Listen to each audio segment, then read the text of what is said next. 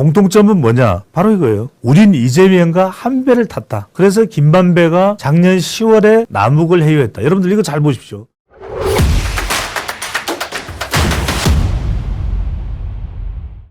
이재명 대표의 캐스팅 논란입니다. 자, 이게 무슨 이야기냐? 이재명 대표가 이번 주 월요일이, 지난 월요일 제가 방송을 했는데, 지난 월요일이 이재명 대표의 취임 100일이었죠. 취임 100일이었는데도 기자회견을 못했어요. 그 이유 중에 하나가, 가장 큰 이유죠. 이유 중에 하나라기보다는 가장 큰 이유는 이재명 대표를 둘러싼 이 사법 리스크, 사법 의혹 부담이 결국 기자회견까지도 하기 힘들게 만들었다. 이렇게 판단할 수가 있는 것인데, 자, 이 이재명 대표가 취임 100일 기자회견도 못하는 상황이었지만, 또 하나는 뭐냐면 이재명 대표가 더불어민주당 지도부 최고위원회의를 비공개로 하기 전에 어저께인가 그저께인가 한 발언이었죠. 어제 한 발언이었나요? 입을 열면서 남욱 변호사에 대한 이야기를 한 겁니다. 어제였죠. 어제 아침에. 그래서 남욱 변호사에 대해서 남욱 변호사가 이재명 대표 관련된 발언을 하니까 검찰에서 연기 지도를 한 것 같은데 어설프다.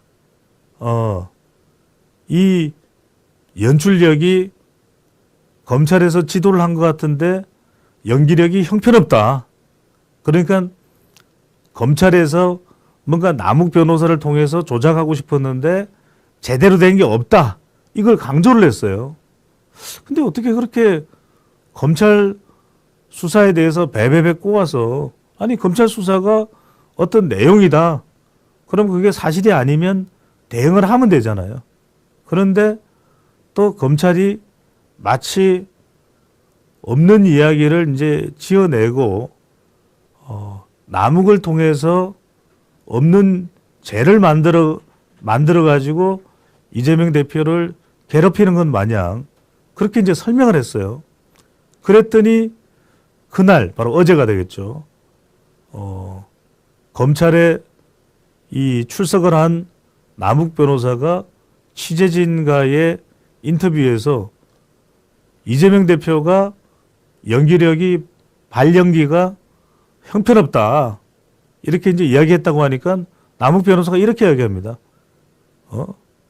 자신을 캐스팅한 사람이 자기를 이 대장동 저수지, 대장동 이 부동산 개발 특혜 의혹, 이 사건에 캐스팅한 사람이 누구냐? 등장시킨 사람이 누구냐? 이재명 아니냐? 근데 어떻게 캐스팅한 분 이재명이 발연기를 지적하냐? 같은 배에 올라탄 사람이 무슨 이야기냐? 이 이야기겠죠. 그러면서 이건 영화가 아니고 다큐다.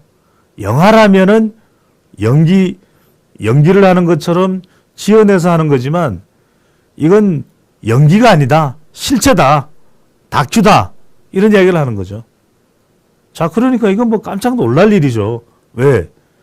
이재명 대표는 이걸 거짓으로 몰아가려고 하는데, 검찰이 지어낸 이야기로 몰아가려고 하는데, 정작 남욱 변호사는 어떤 이야기를 하냐면, 이 대장동이라고 하는 영화 같은 이야기, 마치 드라마 같은 이야기, 영화 아수라와 비슷하다는 거 아니겠어요? 이 영화에 정작 자기를 끌어들인 사람은 누구냐? 이재명 대표 아니냐? 캐스팅한 사람은 이재명 대표 아니냐? 이 이야기죠. 그런데 그 다음 이야기가 더 결정적입니다. 이게 영화인 줄 알고 드라마인 줄 알고 자기도 봤더니 다큐멘터리더라. 더 깜짝 놀랄 일이죠. 무슨 말씀입니까? 무슨 이야기입니까? 그러니까 이건 연기 차원이 아니라 사실이다. 연기가 아니다. 실제다. 그러니까 이재명 대표로서는 더 난감할 수밖에 없겠죠. 자, 그 다음 저는 이 기사를 보지도 않았어요. 그런데 사실상 남욱 변호사의 발언이나 또는 유동규 전 본부장의 발언이나 사실상 최근에 김만배 화천대유 대주주의 이 발언의 공통점은 뭐냐? 바로 이거예요. 우린 이재명과 한 배를 탔다. 한 배를 탔다. 그래서 김만배가 작년 10월에 남욱을 회유했다. 여러분들 이거 잘 보십시오. 이 이야기가 뭐냐 하면은 2014년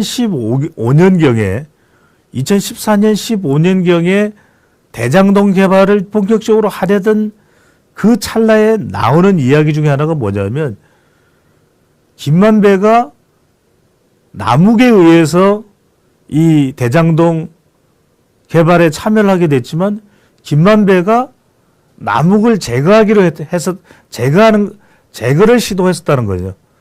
김만배가 남욱 변호사를 제거하려고 시도했던 것이 2014년 15년. 그러니까 계속 남욱은 사실상 김만배에 대해서 화가 나 있었겠죠.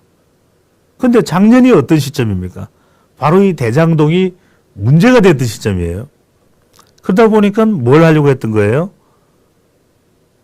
작년 10월에 남욱이 대장동에 대해서 불리한 발언을 하면 안 되니까 그래서 김만배가 남욱을 회유하려고 했다는 것이에요.